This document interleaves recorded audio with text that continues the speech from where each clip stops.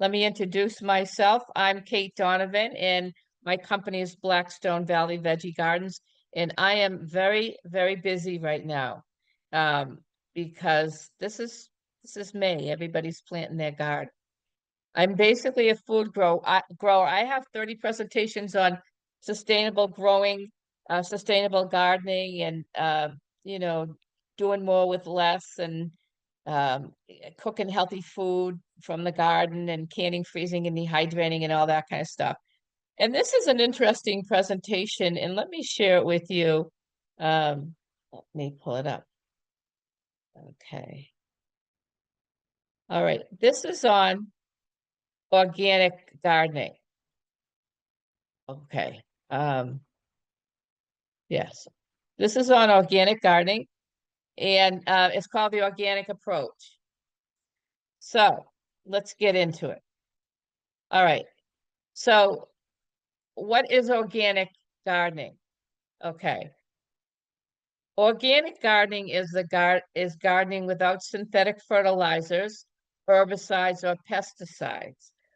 But organic gardening is much more than that, simply replacing man-made chemicals with those derived from natural sources. It's also a philosophy of gardening that supports the health of the whole system, the health of the whole environment, and the health of the world in general. So what, and on top of that, um, what is organic gardening? Organic gardening um, is anything that's not organic bad for you in the garden? No, it's not. Um, is everything that's organic good for you?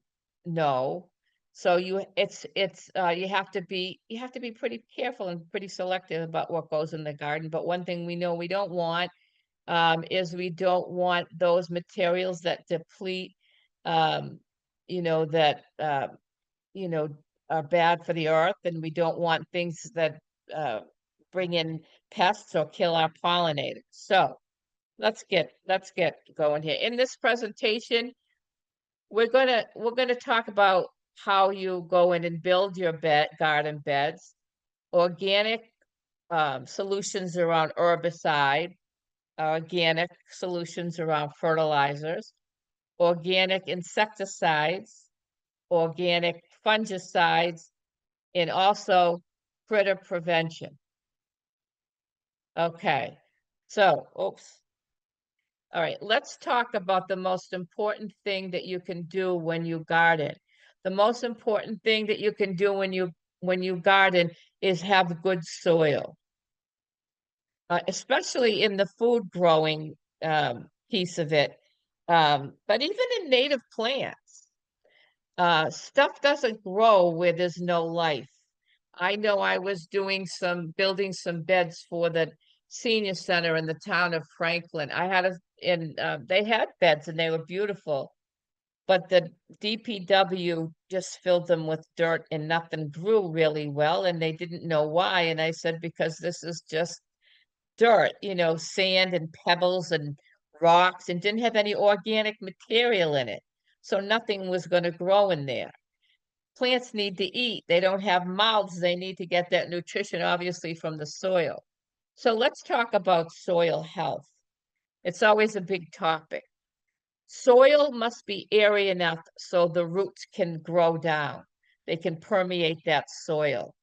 And why do they need to permeate the soil? They need to permeate the soil so they can absorb nutrients from that soil, from the moisture that goes into the soil. And they extract nutrients from that. Also, soil must be absorbent so that it can't be rock hard. It needs to be absorbent so that the water won't run right off. You can't just use sand, for example, and have the water run off. You need to have it absorbent. Soil must contain a significant amount of compost or organic matter of some sort, okay? I like to use compost. I like to make my own compost. And when I don't find my own compost, I like to get it from the horse farmer or the the dairy farm. So already composted. The composition of raised bed soil, a lot of people are gardening now using raised bed. Potting mix and the in-ground soil are all slightly different. The raised bed, the potting mix has to be the lightest because the roots have to grow a long way. And if you don't make the soil really light, and the roots are compacted, they will just twirl around and strangle themselves. They'll commit hara-kiri right there in the pot. So also soil health, fall cleanup of diseased and infested plants will maximize your chances of a good garden. So we'll talk about that a tiny bit, and the fact that you do have plants here in Massachusetts that are annuals. You have plants here in Massachusetts that are perennials, but insects are always perennial. They were here last year. They're going to be here again this year unless you do something to prevent it. In where they're living and where they're hiding out depends on what type of insect it is. But a lot of those insect larvae and insect eggs hide in one of two places. They hide in the soil, and they hide in the debris.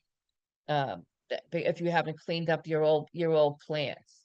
And if you did clean up your old plants and you see, the insects aren't stupid, believe it or not, especially the mothers are pretty smart.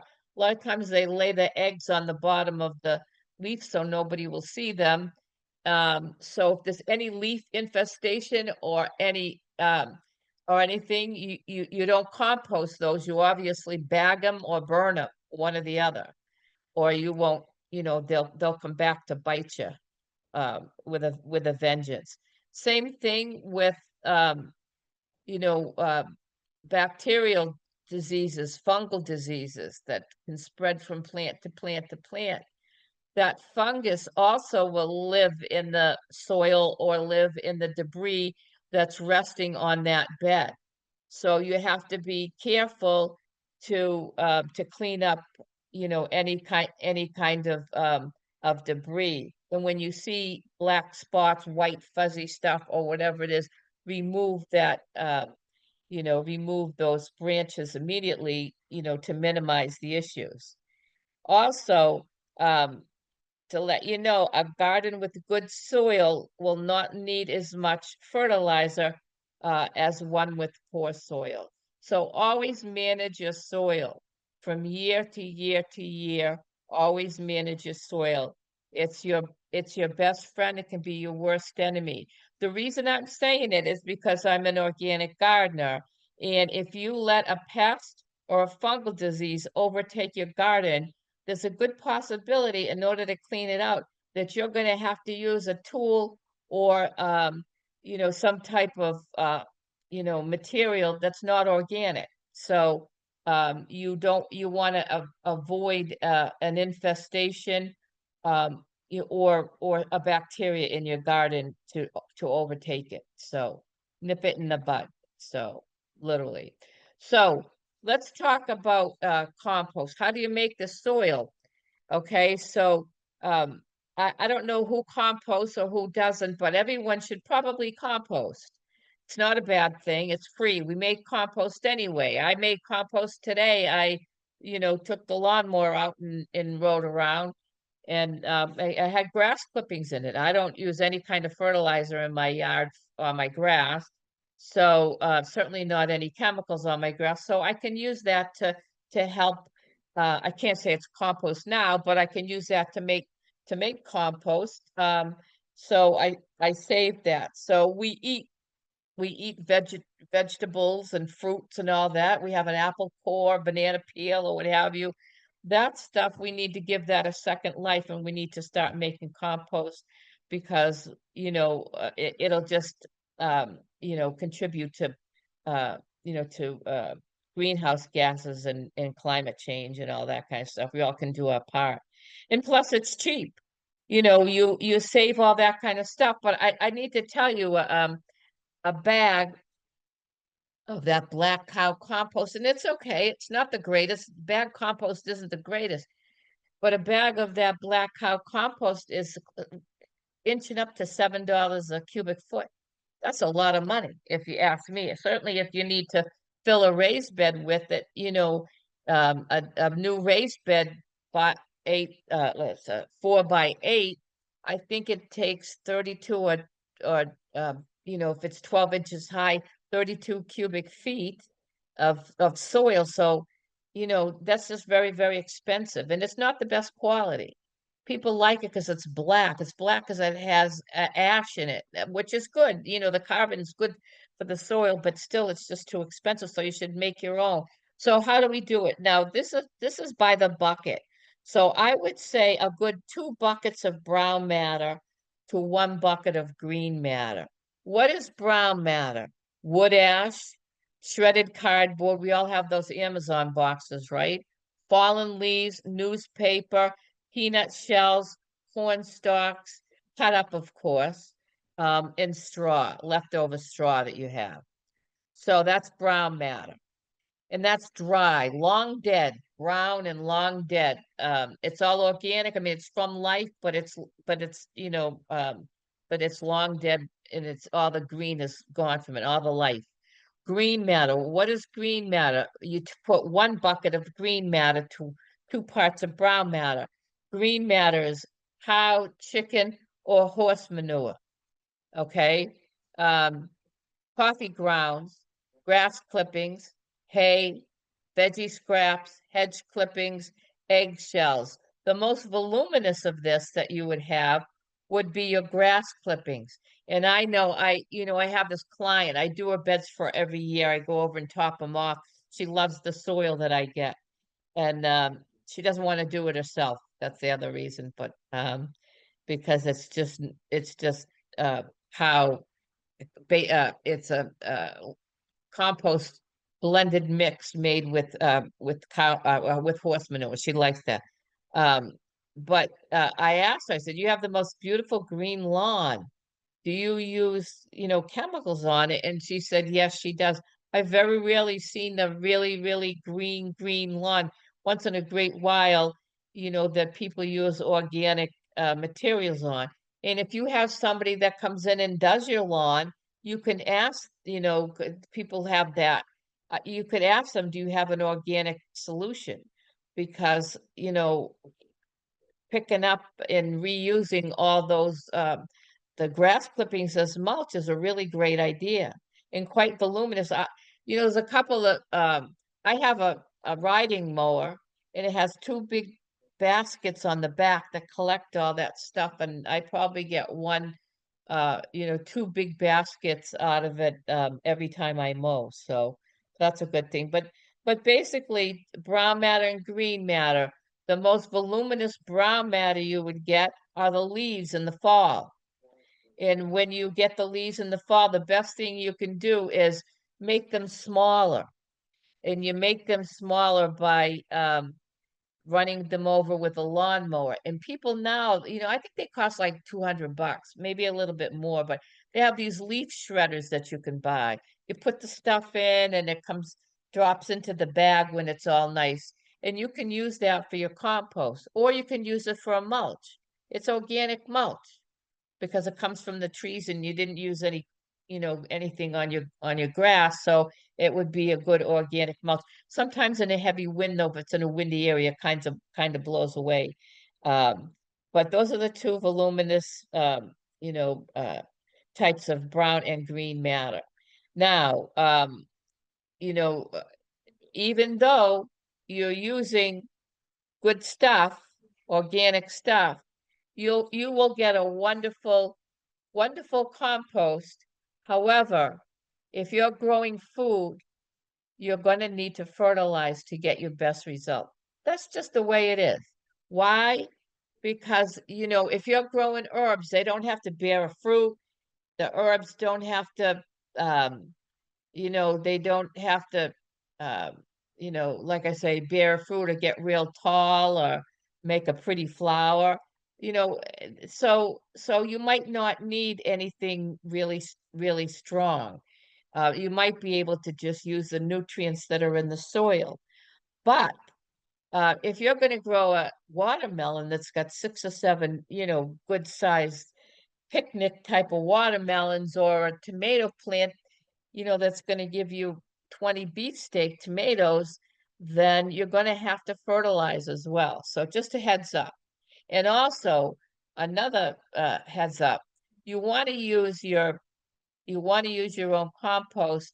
However, your own compost is still not quite as rich as, unless you have chicken scraps or you have horses or cows, it's not going to have quite as high a nitrogen content as the if it had manure in it from a cow, horse, or a chicken. Just FYI. So okay. So just to get back to that a second, I'm just going to give you a tip of the things that I use, the organic fertilizers I use to supplement my compost. One of them is I use a granulate in the food world. I use a granulated organic fertilizer. I typically get it from Espoma. They don't pay me to say it, but I'll give their name. Espoma, ESPOMA. The other company is, I think it's Jobs, JOBES, or Jobs, or something. But they have organic granules, and you just sprinkle them around when you plant. It's time release. So some, and you can, learn about this, do the research before you plant. But some plants like onions and corn, what they suggest is that you build a little bit of little trench, and you actually fill up that little bit 2-inch trench with fertilizer, so it'll use it when it needs it. So that's a time release one. The other one that I follow up with every couple of weeks is kind of gross when you think about it, but I use fish emulsion. I use Alaska fish emulsion. It's really pretty, it's really, you know, uh, smelly and stinky, and it's not high in nitrogen, it's not high in the macronutrients, but the thing about it is it's organic and the plants take it right up. So you will supplement with, every couple of weeks with fish emulsion. You put a little bit, like 2 tablespoons in a gallon of water, and you can put it, using your watering can, or you can put it in the bottom of the hose. They have those things screw on the bottom of the hose, and you can spray your whole garden with it if you want. But a day later, you'll see the plants green up. When you see the leaves get green, that's nitrogen taken off. Where you see them growing tall, that's the nitrogen taken off. So, or when you see the carrots start popping up because they're long on the bottom, that's the phosphorus growing roots. So it's very exciting. So that's it. So let's talk about your soil pH. I don't want to befuddle anyone.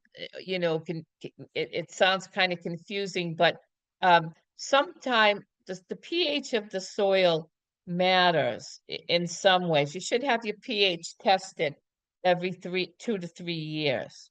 I have some links for you, and I'll send you this presentation so that you can follow up with those links, how to do your soil testing for free.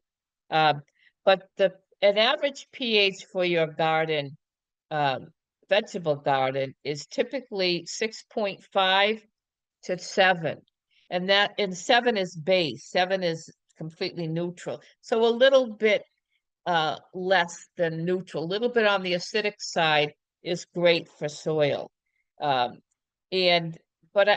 some need a little bit more and some need a little bit less. But I want to tell you, if you have good soil, and I mean nice, fluffy, airy soil, and and you amend your beds with compost every year, you might not need to mess with the pH. But the reason I'm telling you is it's a point here. So you have some acidic loving crops that we have here in Massachusetts, right? Blackberries, blueberries, cranberries, parsley, peanut, potato, and sweet potato. Really, potato will grow in anything, but the lower the pH, the more apt it is to repel the pests, because they're horrible when it comes to pests. And then, so this is the number of the pH that it likes. On the blackberries, it's 5 to 6. Blueberries like a real acidic, 4.5 to 5, right? The alkaline crops that you have would be artichoke, arugula, broccoli, pak choi, that's a, like a bok choy, and rhubarb. So the reason I'm saying this is because if you have if you have a bed and you are planting you want your blueberry bushes in the bed, and then you want to plant some artichokes. Obviously, blueberries are perennial. Artichokes, I mean, yeah, rhubarb, say rhubarb. Rhubarb's a perennial plant. If you grow them together, one of them isn't going to do well, right? Because the blackberries like it between 5 and 6. The rhubarb likes it between 6.5 and 7. So just beware of your pairings when you plant. Now, these acidic crops, typically the berries, the fertilizer that you get specifically for berries will acidify your soil somewhat. But be aware also that here in New England, our soil is acidic. It's very acidic due to pollution and acid rain. It's been like that since I've been around, which is 100 years. So, but the soil we have here, our native soil, is very acidic. And anytime you leave something in the soil for years and years without amending the pH, it will go back to somewhat acidic. So it's not a bad idea to have your soil tested just to make sure you're on target with the crops that you have. So, um, and I want to tell you this, when you have your soil tested, they'll tell you the same. I want you to know that if you do make amends to your soil, um, it's and you're growing food, it's not going to take effect that season.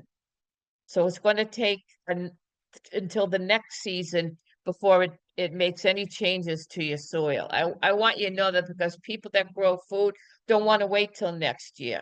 The best way to amend your soil in that year, instantly, is to give it some good organic matter, meaning compost. So to raise your pH, you may use some garden lime. To raise your pH, you may use a little bit of hardwood ash from your fire pit. To lower it, you use compost. Is pretty neutral, but it's a little bit on the acidic side. It's a cure-all. And to lower it, we used to use peat moss. Now, peat moss is an organic material that's harvested out of these massive peat bogs in Canada. However, they don't grow back. So it contributes to a lot of greenhouse gases. So people are steering away from using peat moss, not because it's not good, but because it's not good to the environment. So instead of peat moss, it's used because it's a nice spongy material that you can use, and it absorbs a lot of water. And so people are using coir, COIR, in order to do the same. However, uh, the pH of the cocoa core is dead neutral. It's not acidic like the peat moss was. So it's a little bit different. So if you do need to use it, compost and peat moss to lower limestone and wood ash, and you're not going to see a change until next year. Also, be careful and read the instructions about amending the soil with these limestone or hardwood ash. So now let me tell you how to test your soil if you want to. Number one, these kits you can get at Home Depot. You can get them probably at Walmart. Everything's on Amazon, right? They're really fun little chemistry kits, chemistry sets. and you take a little bit of your soil and you make a slurry with water and you put a teaspoon in one of these test tubes and then you put a little pill in there and you shake it up and you let it set and then you hold it up next to this little color swatch and see what color it is, and then you can determine where they are on the scale of macronutrients and pH. So the macronutrients are NPK. Those are the three letters that any kind of fertilizer you pick up have a number dash, a number dash, a number on it. That's NPK, nitrogen, phosphorus, and potassium. I don't know why potassium's K, but I suppose it has something to do with the periodic table of elements or what have you. And then there's the pH that we discussed. Also, the soil temp and the pH, you can actually get a little probe, as you see over here. And this probe, they probably cost 25 bucks. It's kind of a neat little thing. I did some testing. I'm finishing, I got to do my volunteer work to get my final certificate from my master gardener. And that's what we do. We test the soil, and it's a cool little thing. It'll tell you the pH. It also tell you the soil temperature if you want to know different seeds, and like different seeds germinate at different soil temperatures. I don't use that. I'm familiar with it enough where I'll just touch the soil and see if it's warm enough. Also, right here, this is the UMass Extension Service. We do have every state has an extension service that performs basic help, regarding your garden, your food growing, your animal growing, chicken keeping, etc. So this is the link, and I'll send you this presentation for free soil testing through UMass Extension. So feel free to use that if you don't want to play with I hear their results are more accurate than the results from the little kit. But you do whatever you like. I thought it was a lot of fun to actually play around with the kit. Okay. And again, just to remind you, the better your soil, the more tolerant your plants will be to the pH level. So don't forget your compost. I sound like a broken record with that compost, but I learned the hard way. I learn everything the hard way, it seems. So let's talk about fertilizers. And I explained this to you that there are three numbers on the fertilizer, most of them. The first number is N, which is nitrogen. The second number is the P, which is phosphorus. And the third number is K, which is the potassium. And you'll notice that if you look at a fertilizer that's not organic, these numbers will be really high, 10, 12, 15. They'll be really, really high.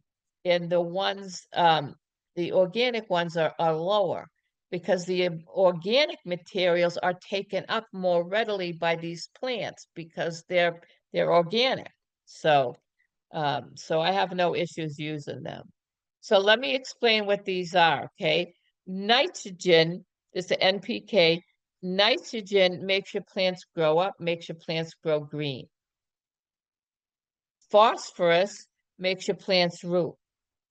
Now, I don't know what you think, but actually phosphorus, if you have nitrogen is the most important thing. It's all over the place. I told you that your green matter is full of nitrogen in your compost, and it's also a macronutrient. So it's very, very important. But phosphorus is pretty darn important as well, because phosphorus is for rooting. And everything if your plants don't have a root, a good root base, then they're not going to live. Sometimes you get seedlings and you don't have enough light on the seedlings, and they decide they're going to shoot up and try to get more light, and they get real leggy and put too much energy into the growing tall, and they don't grow a root and they die. So you really have to, in the beginning stages, it's good to have some type of a balanced fertilizer. Um, and the potassium is good for flowering and fruiting. Not necessary when you're growing lettuce or herbs in a lot of cases. Um, so anyway, that's the NPK number dash number dash number that you see on your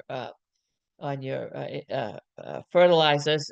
But I would stick with the Job's organic all-purpose or the one for vegetables if you're a food grower like myself. So okay, so nitrogen needed for plant growth, major component of chlorophyll, the component by which plants use sunlight energy to produce sugars from water and carbon dioxide.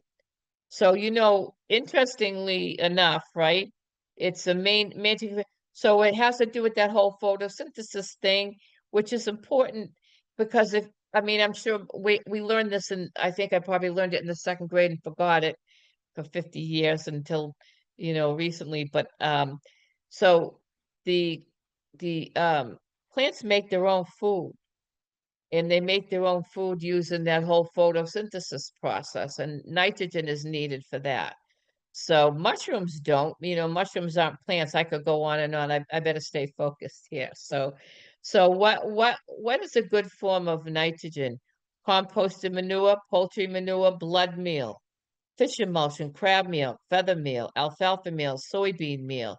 And you notice in a lot of these organic fertilizers, they come from animals. So poultry, blood meal is a product of the slaughterhouse. It's a byproduct of the slaughterhouse. I know it sounds gross, but it's a wonderful form of nitrogen. And out of respect for the animal, if you are going to use an animal, you may as well use up the whole animal. Fish emulsion is made from is a byproduct of the fishing industry. Um, Crab meal, obviously same, and feathers from chicken. So a lot of these are animals. The animals feed the plants, the plant feeds the animals, and that's the circle of life as far as organic goes. You do have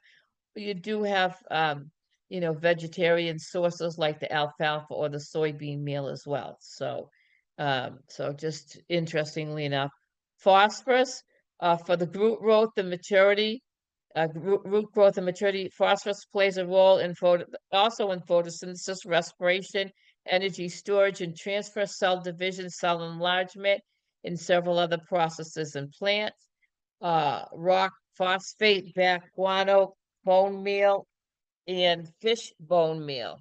Different than fish emulsion. This is from the bones. So, um, also potassium needed for fruiting and flowering, uh, for protein synthesis, and for opening and closing of the stomata in the plant, which is regulated by the protons. I don't want to get too boring, but green sand, banana peels, and hardwood ash are good forms of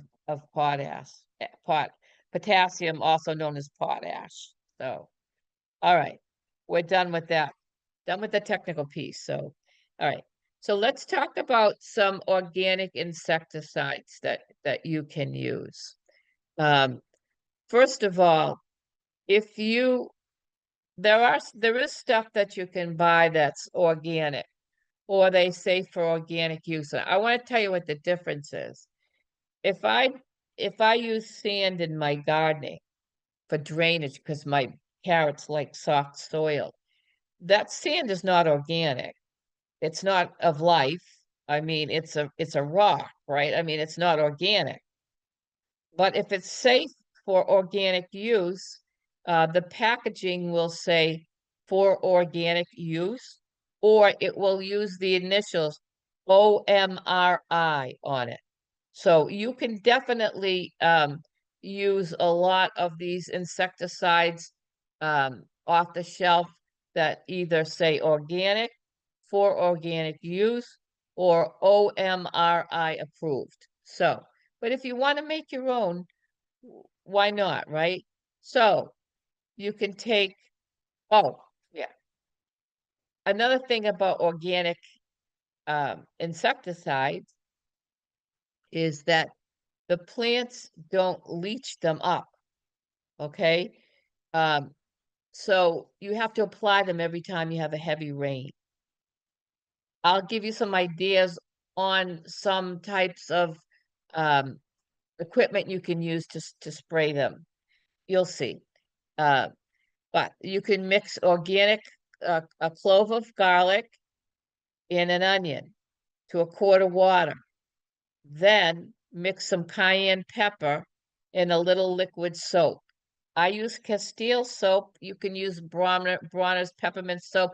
Use an organic soap. Some people use Dawn dish detergent.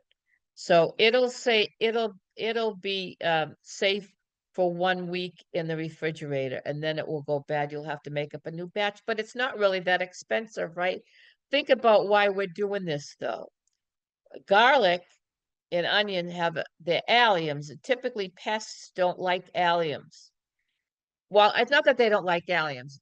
I should say that alliums will deter pests from the garden because if like a an aphid, wants to eat a delicious leaf from a cucumber or what have you, it won't be able to smell that delicious leaf because all it can smell is the garlic and the onion. So it confuses them. So, so we'll confuse the heck out of them by, making an insecticide like that. So we'll mix the garlic and we'll mix the onion, and then we'll put some cayenne pepper in it. It makes them sneeze. It's uncomfortable when they walk on it. It'll burn. So, and then we put a little soap in there, and I want to tell you what the soap does. If they try to walk up on a wet, soapy, um, a leaf in order to take a big bite out of it, they'll slide off. If they do get in there and they do ingest the soap, they won't be able to breathe and they'll die. So these remedies of you're treating the insects mechanically, and you're tricking their sense of smell. So you're not um, killing them using a chemical, which is a good thing. So also, I want to tell you one of the main insecticides that we typically use in organic gardening is neem oil. And I have a 16 raised bed, so I buy the concentrated kind and I make it up. The concentrated kind is 2 tablespoons. Oh no, I'm sorry. Probably a couple of teaspoons to a whole spray bottle of it. And then maybe a little bit of soap. Now, neem oil is an interesting material because it is both an insecticide and a fungicide. So it can help you with both of those issues, plus a miticide. Miticide is a material that kills mites. So little mites are little tiny, almost like little tiny insects. Um, so neem oil is a solution that I always have around. I have clients and I make up a batch and leave them with my clients in case they need it. So so another one is two two handfuls of dry hot pepper into a fine powder and mix it with some diatomaceous earth. Diatomaceous earth is a powder, very, very fine powder that you can sprinkle around your crops. And when the little insects in the little crawling insects go and crawl up on that powder, it burns the heck out of them. It feels like shards of glass to them, so they don't like it. So again, it will wash off with a good rain. You'll have to reapply. But diatomaceous earth is another tool that organic gardeners like to use. So I have a whole ton of it, more than a whole ton of it. I have enough I have, let's see, three senior center gardens, a community garden, my own garden. So 5 really, really big gardens, raised bed gardens. So I have a lot of materials that I go through. So okay, so here's the liquid insecticide applicator. for a small garden, you can use, you can use one of those little sprayers, and you can use those sprayers that you get from an old bottle of Windex or what have you. It doesn't have to be anything, certainly have to be anything fancy. So definitely reuse what you have in the house. Now, if you have a medium-sized garden, you may want to get one of those sprayers that people use to clean stuff up with, that you pump up manually. And if you have a large garden like I do, you always need a backpack sprayer. Mine's 4 gallons, so and that's what I use, a couple of times a week for various things. So, and I got it from, I think I ordered it from Home Depot, and it's a Ryobi brand. So it comes with a battery pack and everything. So that's how I apply my insecticide. But I find, as I had stated early on, I have found that if I take care and have a clean garden and remove all the debris and, that I have far less insects to deal with. So. Okay, here's another insect killer. And I put this in here, and then I'm realizing there isn't a gardener in the world that has nails that clean. So we'll bypass this slide. So, okay, so let's take these questions. We have questions in here. Yes, there we go. Hold on a minute. All right. Okay. Do rhododendrons have a problem with fungus this year? I have beautiful ones. I haven't seen any. And I haven't seen any. But if they do have a problem with any kind of fungus, you would do a little research. You can use the neem oil, or you can use a fungicide. Even a copper fungicide might work for you. So um, the second fertilizer I mentioned a couple of fertilizers. The first one with Jobs and Espoma, they have natural granulated fertilizers that are slow release. And the one that I use every couple of weeks that instantly perks the plants up, that would be fish emulsion. I use Alaska fish emulsion. Here, there's a place, I think it's based here in Massachusetts or in New England, maybe Maine, but Neptune's Harvest is a better product. It's also quite pricey. So, um, okay, let's see. I don't have an organic application for poison ivy. Oh, to kill poison ivy. Yes, there are some out there. The poison ivy solution that I've seen that are organic use essential oils. It's not as strong as the Roundup, but I wouldn't use Roundup if anyone paid me to use Roundup. The whole thing is you can spray it down, and you may have to use it again. You may have to use it again several times. So you could always go and get goats. The people rent their goats out to come and eat poison ivy from people's yards. I know it sounds silly, but they really do. But there are some solutions out there. But I did one, and it was based with, I don't know, with cloves or something like that. It smelled nice. And it did take the poison ivy away. How often do you need to apply insecticide? Okay. How often do I apply insecticide? I don't apply insecticide unless I have insects. I don't do it proactively. Um, I don't like to use insecticides. So fertilizers I do, but insecticides I wait to apply if I need it. And I'm very selective about it. So what is neem oil? Neem oil is an extract from the neem plant. And you'll see you can get a little container of it, but it's like two teaspoons or something to a whole, big container. So it's very concentrated. I don't know about the pale camellias. Sorry about that. Does neem oil lose potency? It can lose potency once it's made up. So I would try it. Neem oil works in a weird way. Neem oil works when the plants ingest the neem oil by eating the leaf. their brains die and they forget to eat, and not instant. It takes a couple of days for them to die, and you have to actually chomp on a leaf in order to to get sick from it, which is why it's safe for pollinators. But you would know not to spray the best time to spray uh, these solutions anyway is at night when the flowers are closed. Even neem oil can be toxic to pollinators, even though, everything can. This is why I don't like to use them. But you have to be selective. I actually had a solution.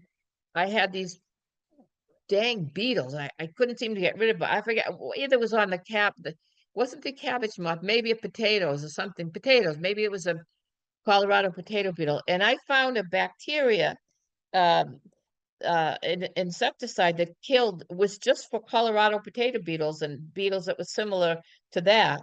So you have to when you use broad-based insecticides, you have to be careful, as I say, not to spray them on uh, not to spray them on the flowers.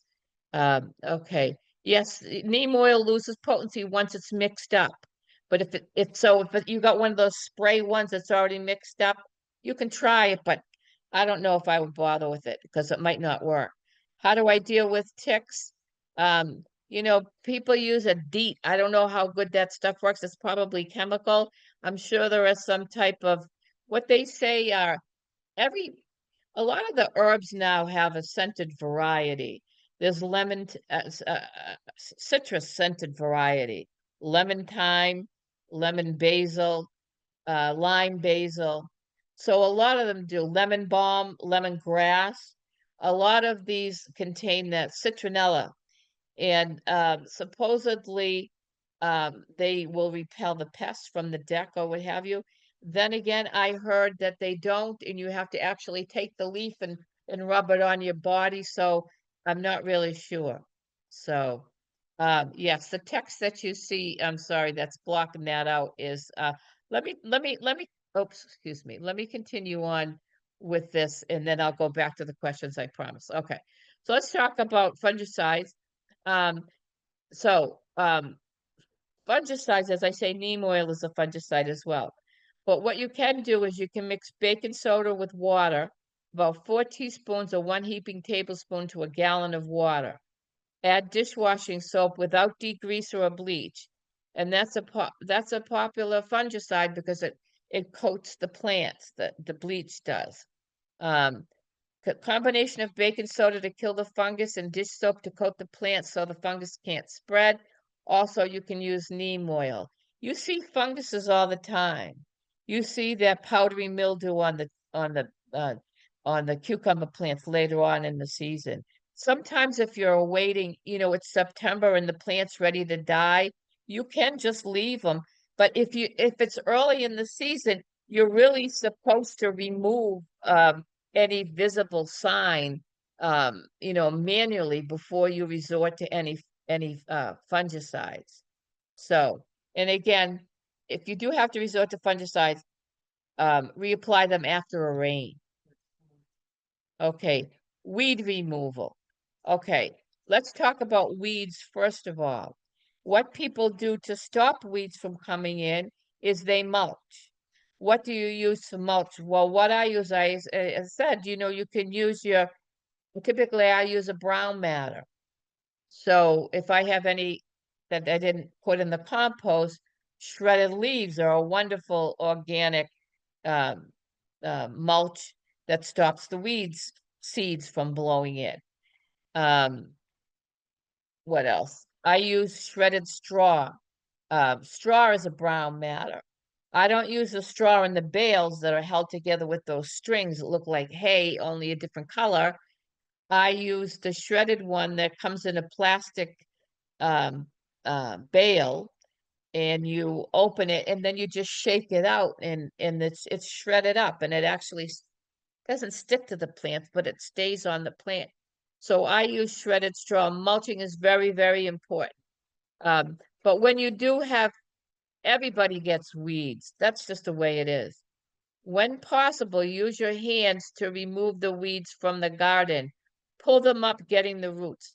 I'll show you a couple of tools that I use, and I'll tell you my favorite. So, if a root is still left, use a hand trowel or a hori-hori to remove the remainder.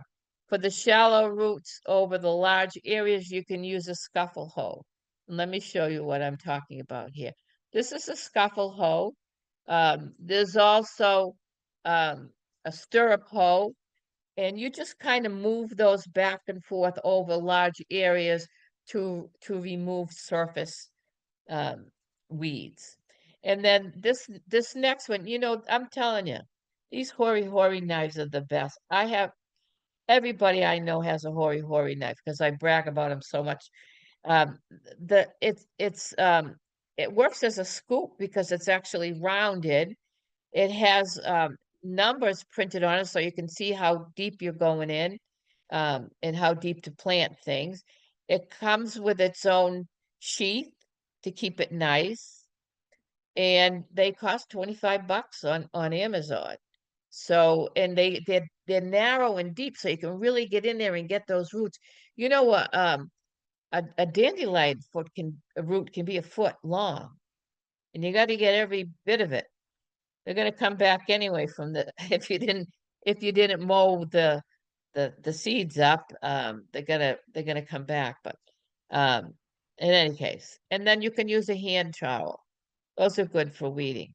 There's something I didn't tell you folks about the mulching. A lot of people do this nowadays.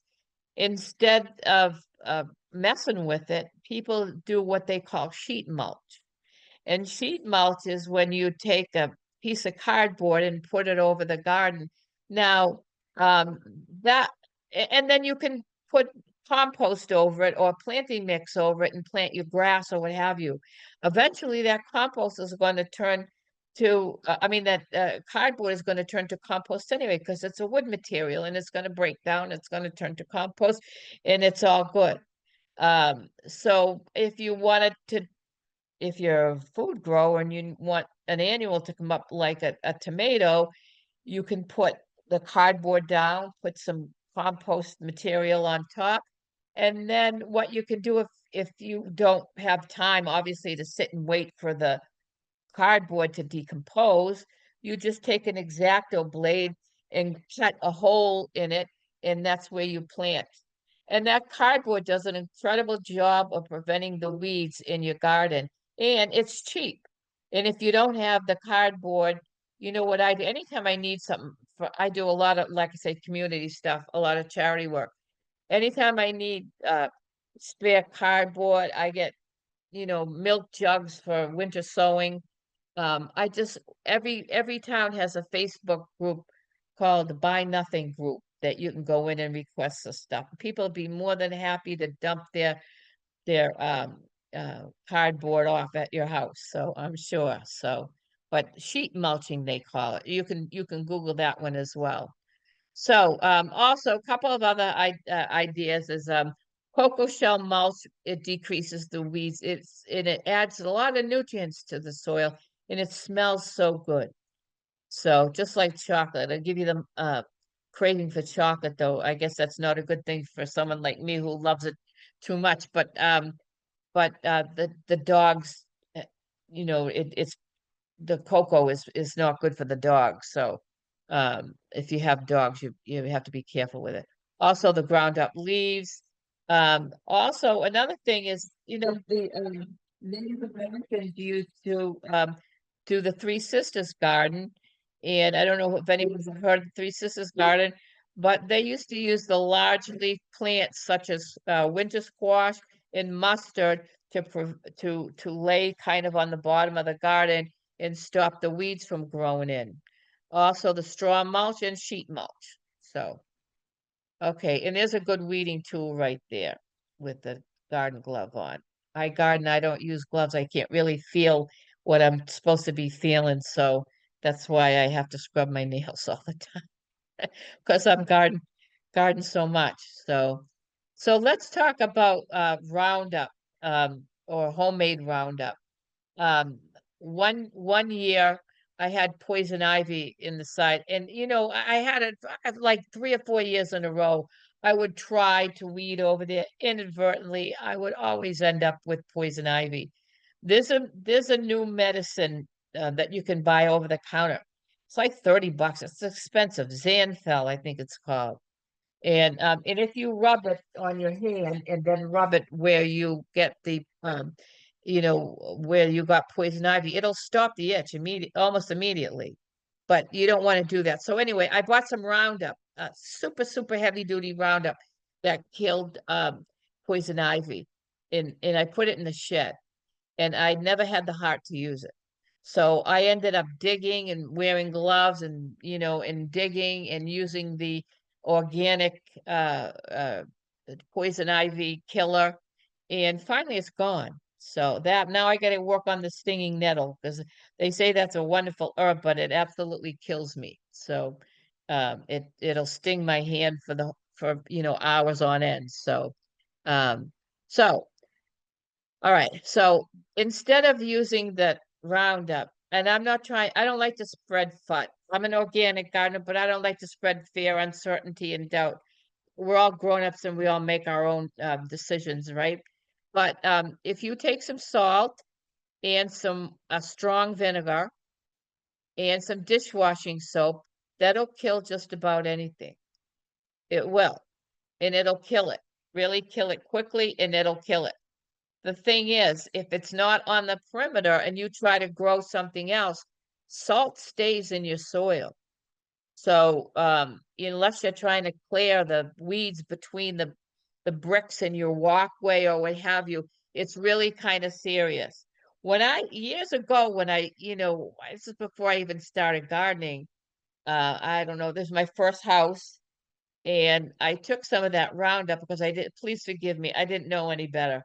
And I killed the dandelions one by one. I just went out and squirted them and killed those dandelions. And it was like 3 years before I thought the grass would grow back in over. It was like 3 years before anything grew there. So, all right. So the homemade Roundup, homemade herbicide. What can we use? There are several herbicide products on the market. Weed Farm, that's 20% acidic acid. Um, uh, Seaside, which is citric acid. I don't know whether it's from an orange or a grapefruit or what have you.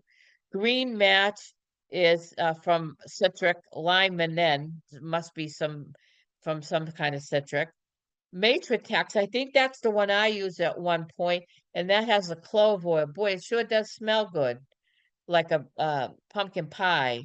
Weed Zap is clove oil and cinnamon oil, and Green Match is lemongrass oil.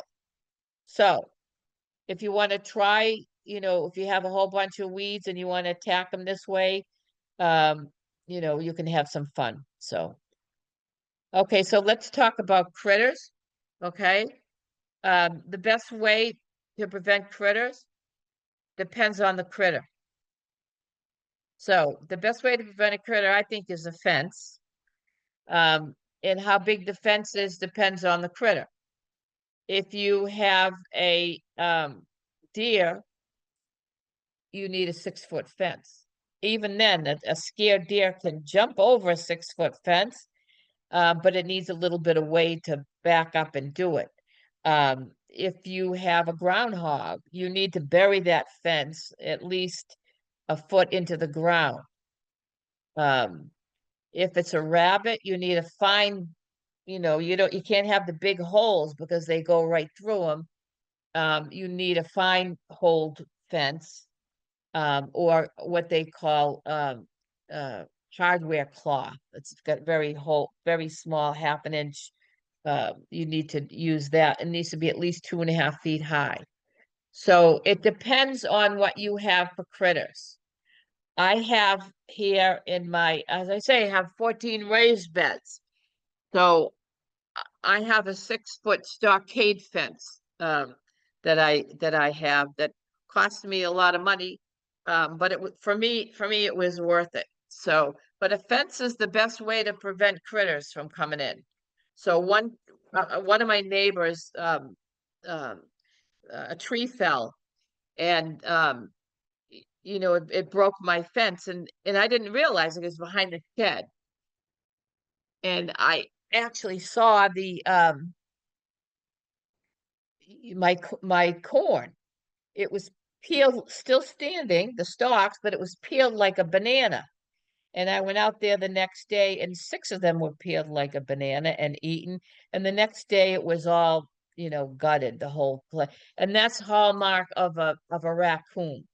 But I fixed that fence, and I don't have any issue with it. A fence, physical barrier is the best way to keep your critters away.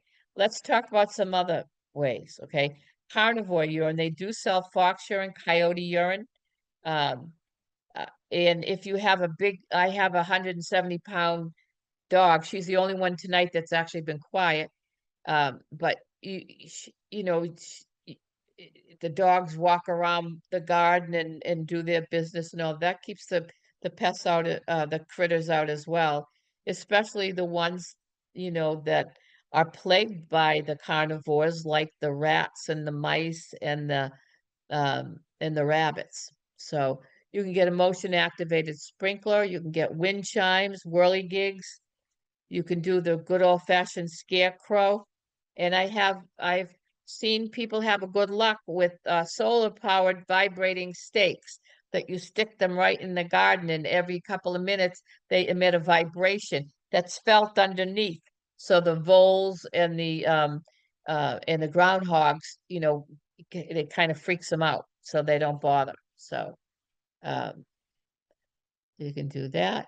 And here are some OMRI, Organic Materials Review Institute products that you can use if you don't want to make your own. There's a fungicide, mildew cure, eco oil, black gold. That's a compost that's organic. Fish bone meal, we talked about fish emulsion being an overall fertilizer immediately taken up, and the fish bone meal is good for uh, phosphorus and good for rooting. And then this is the one that I give my plants every 2 weeks down here. That's the fish fertilizer, 511, mostly nitrogen. Nitrogen is almost like a verb. It gets used up a lot in the process. So um, but that's basically the one I use because the plants love it. Okay, I have some questions here. Let me just take them. Let me open it up. Oops. Okay. All right. Oh, a green sand. You know, I think it's a mineral that's used for, I think I think it's used for uh the potassium. But it is a mineral. You can buy it in the bag. It's kind of expensive, but um so if you have baby bunnies, you need a half or a quarter of an inch max holes in your wire fencing. Michelle, the rabbits, the baby bunnies do get in. In rats as well. We had a rodent problem because of a vacant house across the street, and a rat can go through an extremely small space, rats and mice. So definitely.